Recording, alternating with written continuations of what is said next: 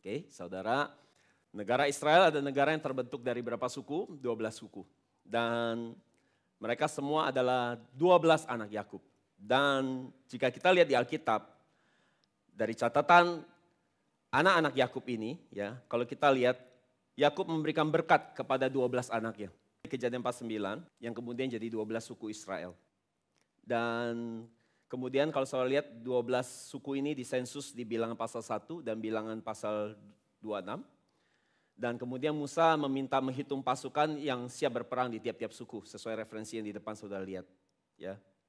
Nah saudara, di akhir zaman, di Alkitab Perjanjian Baru, ya, kembali 12 suku ini ditulis. Dan 12 suku ini ya adalah diambil dari, kalau saudara lihat di Perjanjian Baru, ada orang-orang, perhatikan baik-baik. Ada orang-orang yang telah dipilih sama Tuhan secara khusus dan kemudian menerima meterai di dahi mereka. Oke. Dan jumlah mereka ini adalah 144.000. Berapa? Nah ini kita bisa lihat di Wahyu 7 ayat 4, kita baca. 2, 3. Dan aku mendengar jumlah mereka yang dimeteraikan itu berapa? 144.000 yang telah dimeteraikan dari semua suku keturunan Israel. Jadi saudara, bagaimana diperoleh angka 144.000 ini? Ini diambil dari setiap suku, total ada 12 suku kan? Dari setiap suku diambil 12.000 orang. Jadi 12.000 dikali 12 berarti 144.000. Dan kalau kita bandingkan tadi antara bilangan pasal 6 dan bilangan pasal 26 dengan Wahyu pasal 7 yang tadi kita baca, ada beberapa keanehan yang menarik. Ada sesuatu yang menarik saudara harus tahu. Bahwa dari 12 suku yang muncul di Alkitab Wahyu, ada 2 suku yang namanya dihilangkan. 2 suku yang namanya dihapus. Saudara baca sendiri, sekarang waktu kita sangat pendek, bahannya cukup banyak. Wahyu 7, 5-8 nanti saya baca sendiri. Suku-suku ini kalau kita lihat di Wahyu ada dari urutannya. Ya, saya baca sesuai urutan. Urutan 1 Yehuda, 2 Ruben, 3 Gad, 4 Asher, 5 Naftali, 6 Manasye, 7 Simeon, 8 Lewi, 9 Isakar, 10 Sebulon, 11 Yusuf, dan 12 Benyamin. Total 12. Dari 12 ini diambil 12.000, jadi total 144.000. Dan ada 2 suku yang hilang. Saya tahu suku apa yang hilang? Ya, suku apa? Hah? Suku apa yang hilang? Hah? Suku Dan, betul. Suku Dan. Satu lagi suku siapa? Efraim. Correct, pinter. Suku Efraim. Nanti sepedanya ambil di belakang. Dan mengapa suku Efraim dihapuskan, dihilangkan dari kitab Wahyu? Karena suku Efraim adalah anak kedua dari Yusuf. Jadi dia ada adiknya Manasye. Jika kita lihat di Kejadian 48, 13-14, Yakub memberikan berkat kedua anak Yusuf ini. Tetapi Yakub tidak memberkati Manasye sebagai anak sulung, jadi tangannya disilang. Terus ya Yusuf coba benerin, tapi Yakub bilang enggak, aku tahu mana yang sulung, disilang di cross. Jadi tangan kanan selalu dikasih buat anak sulung. Jadi Efraim dikasih anak sulung, berkat anak sulung. Jadi ini memberitahukan kita bahwa ini sebuah pemberitahuan terbuka bagi Yusuf bahwa mulai hari ini Efraim anak sulung secara rohani. Bukan lagi sulung menurut kelahiran, tapi dia sulung secara rohani bagi Yusuf. Maka tokoh Efraim ada anak sulung rohani dari Yusuf. Maka di kitab Wahyu, itu sebabnya tidak ada lagi suku Efraim. Karena suku Efraim sudah dimasukkan tadi ke suku yang nomor 11, Yusuf. Diwakili oleh bapaknya. Jadi nggak ada apa-apa dengan Efraim sebenarnya. Nggak ada masalah. Fine, it's okay. Ya. Dan catatan Nabi Yehezkiel, di Yehezkiel 37 ayat 16, juga menyamakan bahwa dengan ada Yusuf itu sama artinya dengan Efraim. Kalau kita lihat di Yehezkiel 37 ayat 16, kita baca bahwa dikatakan kemudian ambillah papan yang lain di bagian paling bawah. Kemudian ambillah papan yang lain dan tulis di atasnya apa? Untuk Yusuf, papan Efraim. Jadi Yusuf dan Efraim dianggap sama. Jadi selesai masalahnya. Oke? Jadi diperhitungkan sama. Maka dari 12 suku di kitab Wahyu kita bisa tahu. Maka ada masalah sekarang. Dari 144.000 ini ada satu suku yang namanya dikeluarkan. Dihapus. Itu suku siapa? Dan. Nah kita akan pelajari apa yang terjadi sampai suku Dan dihapuskan dari 144.000. 144.000 ini nanti adalah orang-orang yang akan berdiri bersama Yesus di Bukit Sion. Wahyu 14 ayat 1 ya kita baca. Dan aku melihat sesungguhnya anak domba berdiri di Bukit Sion. Dan bersama-sama dengan dia 144.000 orang. Dan di dahi mereka tertulis namanya dan nama bapaknya. Jadi 144.000 punya ciri-ciri. Di dahi mereka tertulis. Ini bukan lahiriah ya. Jangan bayangin lahiriah loh ya. Di dahi mereka tertulis nama siapa? Nama Yesus dan nama Bapa. Oke, saya nggak bisa jelasin itu. Oke, kita lihat sejarah suku Dan. Apa jadi masalah nih? Masalah apa yang sedang terjadi sampai nama mereka dihapus? Kita lihat sejarah suku Dan. Kita lihat latar belakang kelahiran Dan. Dan ini adalah anak kelima yang dilahirin buat Yakub. Dan ini adalah datang dari anaknya, budaknya Rahel yang bernama Bilha. Dan arti nama Dan artinya memberi keadilan atau dia yang menghakimi. Dari istri Yakub yang paling banyak menerima perhatian dan kasih sayang adalah Rahel. Ya. Dan di saat itu, ya Lea sudah punya anak dan keturunan. Masalahnya Rahel belum punya anak sama sekali. Jadi hati Rahel jadi cemburu dan iri sama Lea. Karena nggak bisa kasih keturunan buat Yakub. Jadi meski Yakub sangat sayang sekali sama Rahel, masalahnya Rahel nggak bisa kasih anak. Jadi karena Rahel belum punya anak dan Lea punya anak sudah banyak sekali, sehingga Yakub lebih sering main ke rumah Lea. Sehingga Rahel pun paling disayang sering ditinggal-tinggal di rumah sendiri. Dengan kondisi nggak ada anak. Ya kan? Jadi Rahel ini mulai iri sama kakaknya Lea. Dan karena masalah ini, ya suami istri ini Yakub sama Rahel mulai bertengkar. Jadi Rahel bilang, kamu tiap hari main ke rumah sana. Bagaimana aku bisa punya anak kalau kamu terus saja di sana? Dia bilang, kalau kamu gak kasih aku anak, kata Rahel, aku lebih baik mati aja deh. Terus kemudian Yakub bilang apa? Kamu ngomong kayak apa sih? Ngomong apa sih kamu? Memang aku ini Tuhan yang bisa kasih anak. Ya kan? Jadi, kenapa kamu salahin aku? Dan Rahel jawab apa? Kalau gitu gini sayang. Kamu tidur aja sama budakku yang bernama Bilha. Ya. Lahirkan anak dari dia. Jadi aku bisa rawat anak itu seperti anak aku sendiri. Jadi nanti rumah ini agak ada kehidupan karena ada anak. Ya. Dan akhirnya diberikanlah Bilha buat Yakub. Ini adalah referensi di Kejadian 30 ayat 1 sampai 3. Saudara nanti bisa baca sendiri. Dan melalui budaknya Rahel, yaitu Bilha, Yakub memperoleh keturunan. Ayat 5 kita baca, Bilha mengandung lalu melahirkan seorang anak laki-laki bagi Yakub. Berkatalah Rahel, Allah telah memberikan keadilan kepadaku dan juga telah dibenarkannya permohonanku dan diberikannya kepadaku seorang anak laki-laki. Itulah sebabnya ia menamai anak itu Dan. Jadi lahirlah Dan dengan latar belakang situasi seperti itu. Jadi kalau kita lihat apa yang Rahel lakukan, kita bisa mengerti bahwa Rahel adalah orang yang memakai cara-cara dan rencana-rencana duniawi, cara-cara rencana manusiawi, memakai tipu muslihat untuk memperoleh apa yang dia mau. Betul? Dan sebagai istri yang kedua, ya, dengan dia jarang dikunjungi suaminya, dan selalu suaminya di rumah istri pertama, memang situasi ini membuat Rahel bisa jengkel, kita juga bisa ngerti. Ini sangat menjengkelkan situasi seperti ini. Membuat hati jadi gelisah. Takut Yakub lebih sayang ke sana. Padahal sebenarnya dia udah paling banyak dapat ya. Tapi ya orang gak pernah puas lah. Udah dapat pengen dapat lagi. Ya kan? Dan kemudian kita lihat ini cara dia menyelesaikan masalah hidupnya. Dia memakai cara-cara dan rencana-rencana yang duniawi. Buat menyelesaikan masalah hidup dia dan Tuhan gak berkenan dengan cara ini. Maka dari cara kelahiran Dan, ya, anak ini telah lahir dengan cara dan rencana yang duniawi. Kita bisa simpulkan seperti itu. Yang kedua kita lihat berkat Yakub dan Musa untuk Dan. Kejadian 49 ayat 16 dan 17. Kita baca. Adapun Dan, ia akan mengadili bangsanya sebagai salah satu suku Israel. Semoga Dan menjadi seperti ular di jalan, seperti ular beludak di denai yang memanggut tumit kuda, sehingga penunggangnya jatuh ke belakang. Ini adalah nubuat Yakub buat suku Dan. Jadi Yakub mengumpamakan bahwa suku Dan ini diumpamakan seperti apa? Ular atau ular beludak. Yang menggigit kaki kuda sampai penunggang kuda itu jatuh dari kudanya. Jadi Kalau ini dilambangkan sebagai ular atau ular beludak, ini bukan sesuatu yang bagus. Karena ular atau ular beludak itu adalah simbol dari siapa? Iblis, setan. Jadi ini adalah karakter dari iblis dan setan.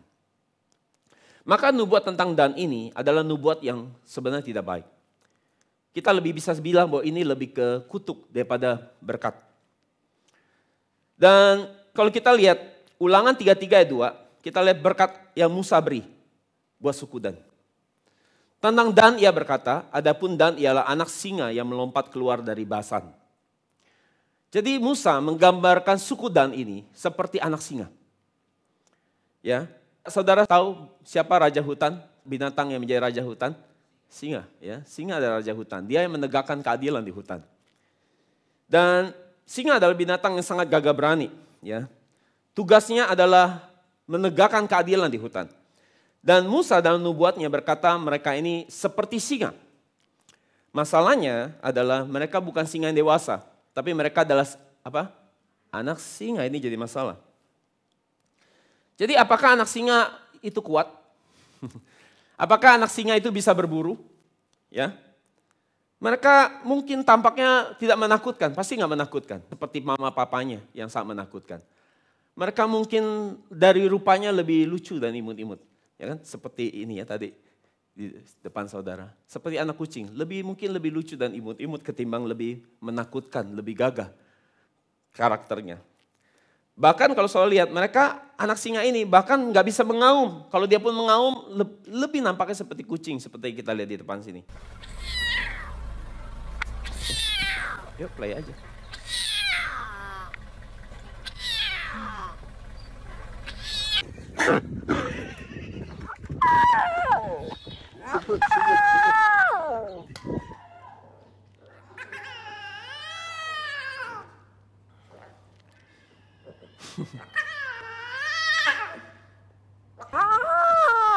بلا ساكتة بقى سيدي عافية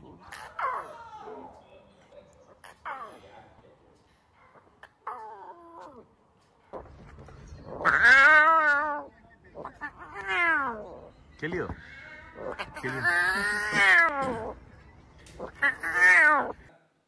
Kalau anak singa dekat-dekat rusa atau kelinci, saya rasa rusa kelinci itu nggak takut sih. Ya, dia hanya berani, anak singa hanya berani kalau papa mamanya datang. Nah, dia mulai baru galak ya. Kalau dia sendiri mungkin tuh binatang yang lain pada ngeliatin dia buat lucu-lucuan aja. Jadi suku Dan sesuai nubuat Musa ini digambarkan sebagai orang yang tidak punya kelebihan atau kekuatan apapun. Jadi bagi orang yang hidupnya tidak memiliki kekuatan, tidak memiliki keunggulan, tidak ada prestasi, dan masalahnya tidak berusaha untuk membantu tokoh utama yang sedang melakukan sebuah pekerjaan atau perjuangan, tetapi malah hanya menjadi penghalang atau menghalangi suatu pekerjaan atau kebangunan rohani, maka bisa diumpamakan seperti suku Dan. Jadi ini hanya kerjanya mengganggu terus, menjadi hambatan buat apa yang sedang diperjuangkan. Jadi saudara, inilah identitas suku Dan. Suku yang hanya mengganggu. Suku yang hanya menjadi penghalang, penghambat. Jadi mereka selalu bisanya hanya mengkritik, tidak bisa membantu apapun, menghambat tujuan bisa tercapai. Kiranya jemaat NJM, saudara tidak ada yang punya identitas suku Dan, amin. Sehingga semua kita boleh dicatat jadi 144.000 di kitab Wahyu. Oke, kita lihat lagi. Suku Dan digambarkan sebagai permata pirus. Permata pirus. Kalau saya lihat di tutup pendamaian, ditutup dada pernyataan keputusan dari imam besar, saudara. Ini seperti apron di depan, saudara lihat di depan sini. Ya, ini namanya baju efod. Dan di baju efod imam besar ada 12 permata yang menggambarkan suku-suku Israel. Dan dari 12 permata ini, suku Dan digambarkan sebagai permata pirus. Kalau zaman sekarang emerald. Jadi menyimbolkan apa pirus ini, permata pirus ini tentang suku Dan. Kenapa dia digambarkan dengan permata pirus? Jadi kita harus mengerti sejarah daripada timur dekat kuno tentang permata pirus. Apa simbol apa ini? Jadi saudara kalau pasukan pergi perang dan kemudian mereka menang dalam peperangan, maka mereka yang menang mereka akan dikalungkan permata pirus di leher mereka sebagai tanda kemenangan. Dan mereka akan keliling kota membawa jarahan mereka sambil berkeliling kota dengan memakai kalung permata pirus. Maka kita bisa lihat bahwa permata pirus ini bisa punya dua cara lihatnya. Pertama, dilihat dari orang yang menang, yang pakai kalung, maupun dilihat dari orang yang tidak pakai kalung dan arti yang kalah. Betul? Kan waktu dia menang dia pakai kalung, berarti yang kalah cuma cengok, duduk di lantai, duduk di tanah yang berdebu terus liatin, ya kan? Jadi begitu kan?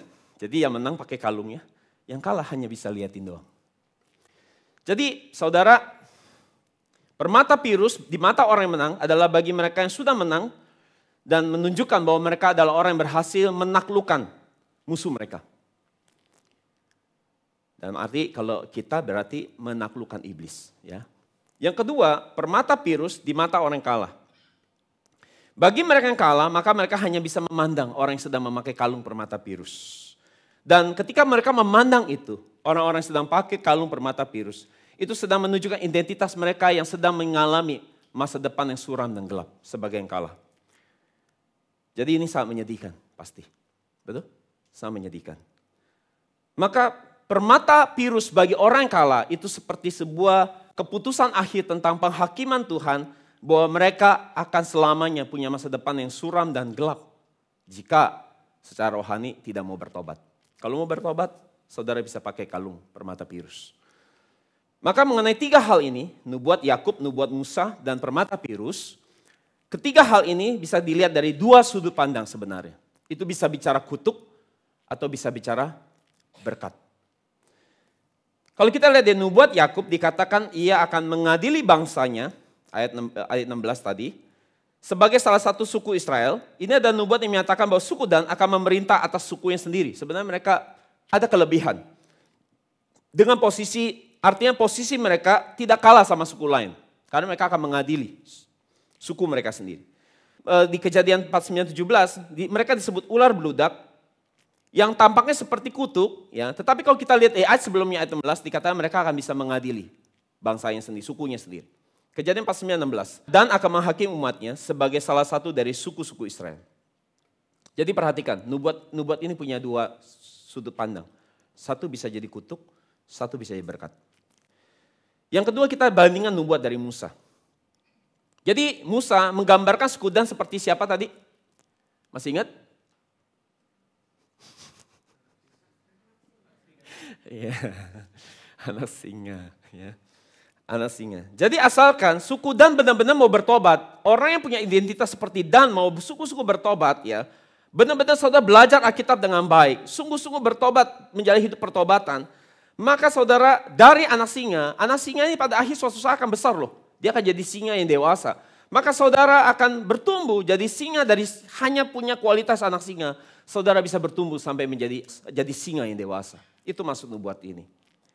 Dan yang ketiga permata pirus, sama juga, punya dua sisi mata uang. Bagi yang menang itu sebuah kebanggaan, tetapi bagi yang kalah itu hanya terduduk di tanah menangisi kekalahan mereka dan memandang masa depan mereka yang akan jadi tawanan, yang akan jadi suram dan gelap. Tetapi jika bertobat memperbaiki diri, saudara menggali potensi diri saudara upgrade diri saudara, ya, memperlengkapi diri saudara dengan banyak buku yang baik untuk upgrade diri saudara banyak mengintrospeksi diri, punya pergaulan yang sehat, ya. Saya nggak bilang kita harus pilih-pilih pandang bulu bergaul, kita bergaul semua orang. Tapi kita harus lihat kalau pergaulan kita hanya pergaulan yang mengurangi potensi kita bergaul tuh ada yang minus ada yang mengurangi potensi kita, atau pembagian potensi kita terbagi, atau pergaulan yang bisa memberikan nama tambah plus memberikan nama tambah buat kita, atau bahkan pengkalian. Sejak kita bergaul dengan komunitas yang baru, kita terupgrade dengan luar biasa, terdorong dengan luar biasa. Jadi saudara, kita perlu punya pergaulan yang bagus supaya kita makin improve, ya. Kalau saudara mau expert di satu bidang, ya saudara harus punya bergaul. Saudara mau jadi dokter, ya bergaullah dengan dokter. Saudara mau jadi seorang pengusaha, bergaullah dengan pengusaha. Saudara mau jadi pendeta, bergaul dengan saya. Ya. Jadi setiap saudara harus mengeksplor, menggali, ya, mempertajam skill saudara. Ya, banyak mengintrospeksi diri, khususnya lebih banyak tentang bagaimana saudara terus menjalani hidup yang bertobat. maka saudara akan berubah dari anak singa menjadi singa yang dewasa. Singa yang gagah berani. Jadi saudara tidak lagi menjadi orang hanya lihat permata pirus di leher orang lain. Tapi saudara pun dengan bangga boleh mengenakan kalung permata pirus sebagai orang yang menang. Amin. Maka hari ini jemaat NCM, mari jadi singa-singa yang dewasa. Jadi pahlawan mengenakan permata pirus di leher saudara. Dan ini bukan hanya bicara hal jasmani, dalam dunia ini saudara harus jadi orang yang berhasil. Tetapi ini juga bicara rohani, ya khususnya rohani. Saudara harus menjadi orang yang terdepan dalam hal iman dan firman. Amin? Amin. Ya. Jadi saudara, melalui berkat dari Yakub, Musa dan permata pirus ini memberikan kesempatan bagi suku Dan bahwa mereka juga sebenarnya dipilih sama Tuhan untuk dapat berkat. Asal mereka mau bertobat dari karakter mereka yang seperti ular atau anak singa, mereka bisa menjadi orang-orang yang menjadi singa yang dewasa. Jadi saudara, ini adalah peringatan Tuhan bagi mereka dan bagi kita siang hari ini. Supaya kita segera terbangun dari tidur kita. Semoga saudara mendengar firman ini, saudara dapat segera terbangun, bertobat selagi masih ada kesempatan. Amin. Jadi masalahnya saudara, apakah orang begitu mudah berubah? Nah ini repotnya. Orang susah sekali berubah. Jadi saudara, orang-orang yang seperti Dan, mereka harus berjuang 2 kali lipat, 3 kali lipat, 5 kali lipat, 10 kali lipat dari kelemahan mereka loh. Yang mungkin malas, cuek, gak peduli, gak perlu berusaha sungguh-sungguh. Karena orang lain pun yang ada di posisi yang sudah menang, mereka sudah memperjuangkan loh PR mereka. Jadi orang-orang seperti suku Dan ini, mereka harus menyelesaikan PR mereka yang sempat mereka gak mau bikin. Dan mereka harus berjuang keras supaya keluar dari kondisi mereka. Jadi saudara gak ada yang instan, semua ini sebuah proses perjuangan. Akan tetapi saudara, masalahnya seperti apa akhir suku Dan? Mereka hanya bisa lihat nubuat ini, karena mental mereka mental orang-orang pecundang. Jadi mereka hanya bisa lihat nubuat ini hanya dari sisi nubuat yang jelek. Bahwa ini hanya sebuah kutuk bagi mereka. Padahal mereka gak bisa lihat bahwa di dalam nubuat ini terselip doanya Tuhan buat mereka. Bahwa mereka, andai mereka mau bertobat, mereka bisa berubah. Tapi karena mereka selalu punya pikiran yang negatif, pesimis, mereka hanya bisa lihat bahwa ini sebuah kutuk. Gak bisa lihat ini sebuah berkat. Sehingga nama mereka gak bisa masuk dalam kumpulan itu, 144.000. Dan suku Dan, mereka anak Tuhan. Tuhan bilang gini, papa mama di dunia ini mana yang kalau anaknya minta ikan, Tuhan kasih ular. Jadi sebenarnya Tuhan juga mau selamatin suku Dan ini. Asal mereka sungguh-sungguh mau bertobat. Sesuai dengan Matius 7 ayat 10, Lukas 11 ayat 11. Jadi saudara, demikian suku Dan, Tuhan mau mereka bertobat, tetapi mereka harus berjuang. Fight dari kelemahan mereka. Yang suka sekali melanggar aturan, tidak tertib, ya, tidak bisa melakukan tugasnya dengan baik, tidak disiplin, malas-malasan, ya, bangun siang-siang, ya kan saudara, kamar berantakan, taruh barang sembarangan, hidup urakan, tidak tertib, sembrono. Ini adalah gambaran orang-orang seperti Dan. Dan kalau bicara hal rohani, saudara beribadah suka-suka saudara bermalas-malas membaca Alkitab. Suatu saat saudara, Tuhan jelasin saya tentang siapa sebenarnya yang disebut orang-orang bangsawan dan siapa mereka yang disebut bukan bangsawan. Saudara harus tahu istilah di Alkitab agak kasar. Saudara tahu istilahnya apa? Kalau yang pilihannya antara bangsawan sama bukan bangsawan di Alkitab disebut apa? Agak kasar sih. Saudara tahu gak? Hah? Apa? Budak. Bilangan 11:4 kita baca. Orang-orang bajingan yang ada di antara mereka kemasukan nafsu rakus. Ini adalah gambaran suku Dan. Orang-orang yang hanya dikuasai keinginannya sendiri. Orang-orang yang hanya mikirin diri sendiri. Gak pernah mikirin Tuhan, gak peduli sama Tuhan, gak peduli pikiran Tuhan, gak peduli hatinya Tuhan. Hanya hidup buat kesenangan sendiri. Dan waktu mereka keluar dari padang gurun, saudara belajar buku 2, mereka keluar dari padang gurun. Karena mereka lihat tulah yang begitu hebat, mereka jadi percaya Allah Yahweh. Nah orang-orang bajingan ini nempel ikut keluar. Dan mereka selalu jadi sumber masalah di tengah-tengah jemaat Tuhan. Saudara masih ingat waktu saya Bible study buku yang kedua? Waktu mereka keluar dari padang gurun, mereka sampai ke tempat yang ke-11, di perkemahan yang ke-11. Saudara masih ingat itu di mana? Gunung Sinai, kaki Gunung Sinai. Mereka berkemah di Gunung Sinai. Dan saudara ingat, di situ nggak ada satupun orang boleh dekat ke gunung itu. Kalau dekat pasti mati, apalagi coba pegang gunung itu. Tapi ada yang menarik saudara. Ya. Musa, dia naik ke Gunung Sinai ke atas, Tuhan kasih dia hukum. Saudara ada belajar buku 2, saudara masih ingat bahwa hukum Taurat itu, 10 hukum itu, 2 loh batu pertama kali dikasih di mana? Hah? Kapan peristiwanya? 10 hukum Taurat dikasih waktu mereka terima 2 loh batu, setuju? Setuju? Ternyata bukan masalahnya. Sebelumnya Tuhan udah kasih semua. 10 hukum dan banyak hukum-hukum yang lain sebelum terima 2 loh batu loh. Nah itu prosesnya kalau saudara mau tahu. Total berapa kali Musa naik Gunung Sinai? Kalau saudara ke Israel tanya tour guide saudara, dia akan bilang 2 kali. Musa 8 kali naik Gunung Sinai. Wow. Ya.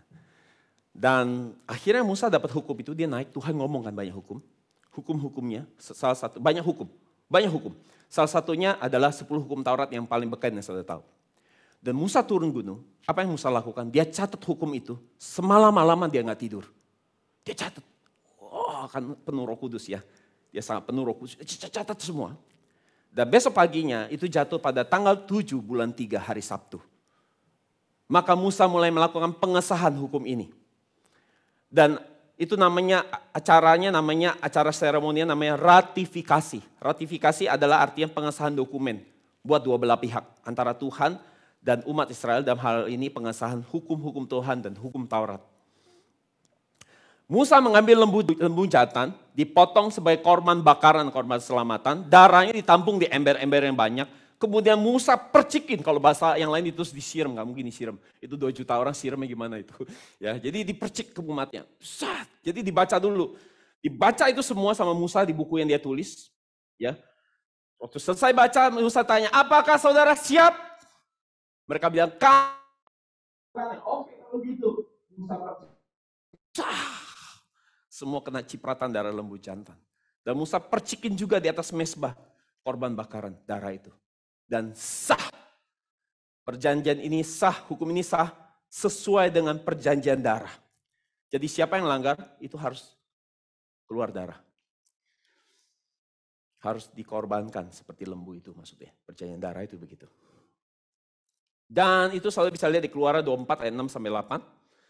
Dan hasil, sekali lagi, hasil mereka terima firman di hari itu, saudara tahu tadi saya bilang, tidak ada satupun orang boleh naik ke atas gunung, deket aja gak boleh, apalagi megang. Ini sejak mereka terima hukum, terima firman, mereka boleh naik. Wah ini keren sekali. Harun Musa naik diwakili oleh 70 tua-tua Israel. Mereka boleh naik, mendekati gunung, bahkan naik ke atas gunung, dan yang lebih luar biasa bukan naik ke atas gunung saja. Mereka apa? Mereka duduk dan makan bersama Tuhan. Jadi saudara bisa lihat orang yang punya hukum, punya firman, saudara adalah orang yang bisa duduk makan bersekutu sama Tuhan.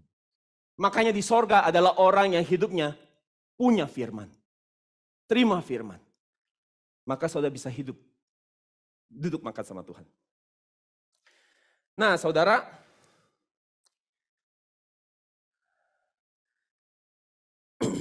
kalau saya lihat di Keluaran 24 ayat 9-12, ayat 11, sebutan mereka adalah apa? Kita baca, tetapi kepada pemuka-pemuka orang Israel ini mereka yang naik ke atas, tidaklah diulurkan tangannya, mereka memandang Allah lalu makan dan minum. Lihat, betul? Nah terjemahan NASB menulis mereka, pemuka-pemuka ini disebut sebagai apa? The nobles of the sons of Israel. Bangsawan-bangsawannya Tuhan. Ningrat-ningratnya Tuhan. Nah, jadi sebelumnya waktu mereka keluar Mesir, mereka statusnya budak. Tapi sejak mereka terima firman, mereka berubah statusnya jadi apa? Bangsawan, ningrat-ningrat rohani. The nobles. Jadi siapa yang ningrat di mata rohani adalah mereka yang hatinya selalu memihak saya. Adalah mereka yang hatinya selalu ada memikirkan pekerjaan saya. Tidak peduli status sosial mereka. Mungkin mereka orang yang cukup ada di status sosial yang tinggi atau yang rendah. Asal mereka punya hati yang memikirkan pekerjaan saya. Tidak peduli mungkin penampilan lahirnya mereka mungkin tapaknya lusuh, biasa-biasa saja. Atau mungkin mereka ngomongnya kayak orang pasar mungkin. Gak penting itu kata Tuhan. Karena aku Tuhan lihat hati. Dan bagi aku ningrat itu adalah mereka yang hatinya selalu berpihak sama saya. Memikirkan pekerjaan saya. Itulah ningrat-ningrat. Mereka yang bisa menyambut firman-Nya dengan baik di hati saya. Itulah ningrat-ningrat rohani. Saya berdoa setiap saudara boleh jadi ningrat-ningrat bangsawan rohani di hadapan Tuhan. Amin. Bukan di hadapan manusia. Yang keempat, saudara, karakter suku Dan.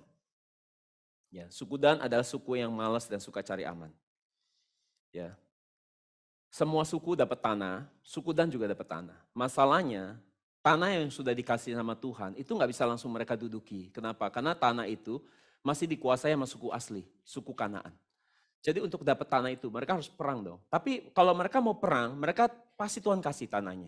Pasti itu jadi milik mereka, asal mereka mau perang. Nah masalahnya orang Dan ini lihat suku yang tinggal di tanah yang dikasih Tuhan buat mereka itu terus susah dikalahin kata mereka. Kata mereka loh. Karena mereka orang males kan. Sebenarnya mau cari enak aja, cari aman aja kan, cari nyaman. Jadi buat mereka itu susah lah. Jadi akhirnya suku itu dibiarin hidup dekat mereka. Lama-lama suku Amori yang di tanah yang harus mereka taklukkan makin kuat. Dan kebalikan sekarang, suku ini ngalahin mereka. Sesuai dengan Hakim-Hakim 1 ayat 34. Orang Amori mendasak Bani Dan ke sebelah pegunungan dan tidak membiarkan mereka turun ke lembah. Jadi karena mereka udah gak punya tanah, mereka mulai cari tanah yang baru.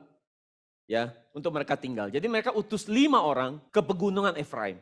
Utus 5 pengintai ke pegunungan Efraim. Dan kalau saya lihat di petanya, saudara lihat. Ya, soalnya lihat petanya, mereka tuh tinggal di bawah, lihat deh. Ya kan? Terus mereka cari tanah keliling-keliling, survei-survei 5 orang ini. Jalannya jauh gak sampai ke atas? Ke Lais. Jauh banget. Jadi saudara lihat orang Dan ini, dia kamuan ya. Kalau orang Chinese bilang kamuan ya. Dia kamuan begini. Ketimbang dia berjuang rebutin tanah yang punya dia loh. Dia kamuan begitu deh. Keliling, cari-cari gitu. Dan akhirnya dia sampai ke tanah Lais. Tanah Lais. Ya, waktu mereka sampai ke tanah Lais, ya, mereka sempat mampir ke rumah Mika. Ya, Mika ini di rumahnya ada efod itu yang tadi. Ya, efod buatan sendiri, bukan efod yang punya di bait suci, bukan. Ini dia bikin sendiri si Mika, udah saking sablengnya zaman itu. Dia bikin efod-efodan gitu loh. Di rumah dia ada efod, kemudian ada terafim itu berhala loh ya. Jadi lihat ya, ikut Tuhan, percaya Allah Yahweh tapi juga percaya berhala. Wah, keren kan, kayak gereja sekarang kan. Wah, ikut Yesus tapi masih duniawi. Ya, keren kan. Begitulah, kecampur-campur. Terus ada patung dari perak dan patung dari kayu. Jadi waktu mereka pergi meninggalkan rumah Mika, dia kan numpang rumah Mika istirahat, mereka lihat ada barang itu. Jadi saudara itu sesuai dengan Hakim-Hakim 18 ayat 1 sampai 2. Maka akhirnya mereka udah tandain, mereka suka nih Lais. Karena kenapa Lais ya? Kenapa mereka pilih Lais? Kayaknya karena tanah itu damai, tentram dan damai. Wah mereka suka dong. Ini tanah yang tentram dan damai. Mereka mau pilih tanah Lais ini. Karena bagi mereka di mata mereka ini sesuatu yang bagus buat diduduki. Nah maka orang 5 ini pergilah mau menginvasi tanah Lais dengan membawa 600 pasukan. Ketika mereka lagi menuju ke sana, mereka ingat, oh iya di rumah Mika ada apa tadi? Ada efod, ada patung berhala, ada terafim, ya kan? Jadi mereka ke rumah Mika, dia ambil paksa barang-barang itu. Karena mereka percaya kalau kita punya barang-barang ini, Tuhan pasti kasih kita menang. Ya, dan akhirnya, ayat 9 kita lihat, bersiaplah mari kita maju menyerang mereka sebab kami telah melihat negeri itu dan memang sangat baik. Masakan kamu tinggal diam, jangan bermalas-malasan untuk memasuki dan menduduki negeri itu. Soalnya lihat, mereka bilang jangan bermalas-malasan, padahal mereka kelakuannya udah malas sekali. Ayat 10, apabila kamu memasuki yang kamu mendapati rakyat yang hidup dengan tentram, dan negeri yang luas ke sebelah kiri dan sebelah kanan, sesungguhnya Allah telah menyerahkan ke dalam tanganmu, itulah tempat yang tidak kekurangan apapun di muka bumi. Ayat 17, maka kelima orang yang telah pergi mengintai negeri itu berjalan terus, masuk ke dalam lalu mengambil patung pahatan efod terafim dan patung tuangan, adapun imam itu berdiri di pintu gerbang bersama-sama dengan ke-600 orang yang diperlengkapi dia senjata itu. Nah saudara lihat, kalau kita lihat Hakim-Hakim 18 ayat 10 dikatakan bahwa apa? Sesungguhnya Allah telah menyerahkan ke dalam tanganmu. Jadi saudara berani-beraninya mereka bilang, ini Tuhan ada sama kita. Tuhan ada bersama kita. Jadi artinya apa? Mereka catut nama Tuhan. Pakai nama Tuhan buat melakukan apa yang menjadi keinginan hati mereka. Saudara lihat manusia ngeri gak? Ngeri loh. Hari ini kita juga banyak loh. Saya ingat tadi suku Dan muncul dari mana? Pakai cara-cara manusia. Kita juga bisa gitu. Kita pakai cara-cara kita untuk dapetin kita mau. Ya misalnya PDKT gitu ya sama cewek atau cowok gitu ya. Pakai cara-cara kita untuk dapetin cewek itu atau cowok itu. Terus waktu dapat kita bilang ini dari Tuhan. Nah mirip kan? Tuhan udah kasih kita. Terus kita bisnis pakai cara gak benar. Terus akhirnya kita jadi orang kaya, sukses. Ini dari Tuhan. Padahal caranya aja udah gak benar. Saya ngerti maksud saya? Saya kerja. Waktu saya kerja saya sukses. Tapi cara kerjanya gak benar. Gak jujur. Terus saudara sukses di situ. Diberkati luar biasa. Ditanya, apa rahasia sukses? Dari Tuhan. Padahal cara-caranya udah gak benar. Ngeri sekali loh. Ya saudara, lihat. Apakah suku Dan bisa ngaca? Bahwa diri mereka itu seburuk itu. Catut nama Tuhan. Tapi mereka sendiri nggak ada pakai cara Tuhan. So, kesimpulan, saya singkat saja selesai. Jadi kita bisa lihat bahwa suku Dan, waktu dia merebut tanah Lais, dia pakai cara yang nggak benar. Jadi ini adalah mengingatkan kita bagaimana orang-orang yang terlahir dengan cara-cara yang tidak benar, seperti mereka, untuk memperoleh keinginan mereka dengan cara-cara duniawi dan manusiawi. Seperti Rahel yang memberikan ide supaya Dan ini ada dengan cara duniawi. Karena kesel sama suaminya. Sehingga membuat rencana yang duniawi. Dan Rahel waktu dapat Dan, dia juga pakai nama Tuhan. Dia juga catut nama Tuhan. Dia bilang Tuhan telah memperhatikan aku. Tuhan yang adil telah memperhatikan dan menjadi hakim buat aku. Jadi jelas-jelas di dalam rencana dia gak ada Tuhan. Dan sekarang hasil dari buah ide dia, rencana dia itu Dan. Juga waktu pergi perang mengalahkan Lais. Yang jelas-jelas itu bukan tanahnya mereka. Tanah dari suku lain. Mereka bilang Tuhan telah menyerahkan pada kita. Jadi saudara, kita harus hati-hati supaya jangan seperti Rahel dan Dan. Supaya kita terhindar dari cara-cara yang duniawi. Jadi untuk kita bisa terhindar dari cara-cara duniawi, apa yang harus kita lakukan? Pertama, kita harus belajar benar-benar firman Tuhan. Penuh sama firman. Ya, jangan penuh sama perasaan sendiri, merasa, oh saya udah benar nih, cara saya udah benar. No, penuh dulu sama firman. Penuhi diri saudara sama firman. Dikuasai firman hidup saudara. Sehingga saudara punya pikiran Tuhan. Supaya saudara nggak ada skema sendiri. Jadi orang yang dikuasai firman, dia punya pikiran Tuhan. Kalau dia punya pikiran Tuhan, dia bisa pecahin misteri dunia. Harapan saudara penuh firman. Sehingga kalau nanti dunia ini berubah, bergeser, ada terjadi apa-apa. Saudara bisa lihat dunia seperti Tuhan lihat loh. Bukan lihat pakai keinginan saudara loh. Ya, seperti pendeta kemarin yang ada ya, pendeta besar bilang COVID akan stop 3 bulan. Mana COVID yang gak stop-stop? Orang COVID dari Tuhan dia mau stop. Lucu banget, malah lawan Tuhan dia. Saudara, ketika zaman bergeser, karena saudara penuh firman, saudara lihat dunia ini saudara punya pakai pikiran Tuhan. Bukan pakai egonya saudara. Kedua, sebelum melakukan segala sesuatu banyak tanya Tuhan. Tanya Tuhan. Itu yang saya lakukan juga. Banyak tanya Tuhan. Kalau Tuhan gak kasih konfirmasi, jangan lakukan. Yang ketiga, saudara harus punya hati nurani yang jujur. Jika Tuhan gak berkenan buat apa yang saudara mau lakukan, tarik diri saudara mundur. Jangan terus maju melakukan hal itu. Karena itu pasti lawan Tuhan. Dan jika kita punya 3 hal ini, saya percaya saudara akan menjadi orang-orang yang terluput. Seperti orang-orang suku Dan. Dan saudara justru akan dimasukkan namanya kepada orang-orang yang masuk dalam bilangan 144.000 yang berdiri bersama Yesus di Bukit Sion. Dan orang-orang ini, kalau saya pelajari nanti, orang-orang ini adalah orang-orang yang nanti akan diselamatkan waktu kesusahan besar itu datang. Dan bagi orang-orang ini, waktu kesusahan itu, saudara tetap akan ngalamin. Ya, jangan egois, ya, jangan egois. Ya, jangan, wah saya berdoa sungguh-sungguh, ya, kiasi dia nggak mau mati, dia takut susah, kiasu. Saya berdoa, saya belajar Alkitab sungguh-sungguh supaya saya rapture. Saya nggak perlu ngalamin. Saudara, nggak mungkin. Tuhan Yesus juga udah bilang, setiap saudara akan ngalamin. Yesus sudah bilang loh. Ayatnya di mana dia bilang apa? Tapi bagi saudara waktu itu akan dipersingkat. Jadi saudara akan ngalamin, tapi bagi saudara waktu itu akan dipersingkat. Akan ada jalan keluar buat saudara. Nah mungkin itu rapture. Ya, lagi susah-susah tiba-tiba ceng diangkat. Ya. Amin, mari kita datang kepada Tuhan.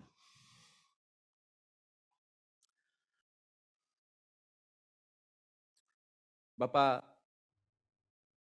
Kami tahu Engkau sangat mengasihi kami, sehingga Engkau menyatakan isi hatimu hari ini, pikiranmu, hatimu, dan tolong jemaatmu supaya ketika mereka mendengar nubuatan ini, mereka tidak membuat perencanaan secara duniawi, tapi tolong mereka bisa membuat perencanaan secara surgawi.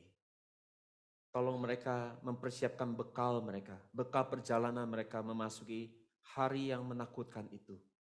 Supaya di dalam diri mereka ada makanan yang tidak beragi, roti yang tidak beragi. Itu firman yang murni. Ampuni kami kalau seringkali kami tidak bisa menghargai roti tidak beragi. Yang bisa membuat kami bisa bertahan hidup di masa perang, masa kesusahan besar. Kami anggap remeh roti tidak beragi ini. Kami tidak bisa makan dan kami menghakimi roti tidak beragi yang tidak bisa kami makan ini. Padahal kami sedang dipaksakan untuk terus makan roti ini. Karena roti yang tidak beragi ini bisa bertahan lama untuk membuat kami bisa terus bertahan hidup di masa kesusahan besar ini. Tolong kami Bapa, untuk kami boleh punya hati yang mau menghancurkan ego kami, menghancurkan diri kami. Sehingga kami bisa mengunyah, mencerna roti tidak beragi ini dengan baik. Bukan sebaliknya malah menghancurkan roti yang tidak beragi, makanan keras ini. Tolong kami untuk mengerti nubuat yang kami dengar, pesan yang kami dengar. Bantu terjemahkan kami lagi. Roh Kudus tolong terjemahkan kami lebih lagi. Jangan membuat kami ini takut dan gelisah, walaupun kabar ini sangat menakutkan dan menggelisahkan kami. Tapi kami tahu justru ini adalah selain ini seperti peringatan, tapi ini adalah sebuah bentuk kasih sayang. Bahwa Tuhan mau ingatkan kami sungguh bersiap-siap dan berjaga-jaga mulai hari ini. Untuk kami siap-siap dan berjaga-jaga. Kami berdoa, kami tahu, pastikan kami adalah orang yang masuk dalam 144.000. Dan kami tahu bahwa kalau kami masuk dalam 144.000, maka kami akan survive. Kami akan selamat. Dan kami akan diangkat dan diubah hidup-hidup. Terima kasih Bapa. Kami ucap syukur. Roh Kudus jangan selesai pulang dari tempat ini. Terus bicara sama kami. Terjemahkan apa yang kami dengar ini hari ini. Sehingga kami bisa benar-benar menyiapkan diri kami dengan baik. Dengan meninggikan nama Yesus, setiap kita yang mengasihi Tuhan, mengasihi pekerjaannya, mengasihi firman-Nya, kita berkata, amin.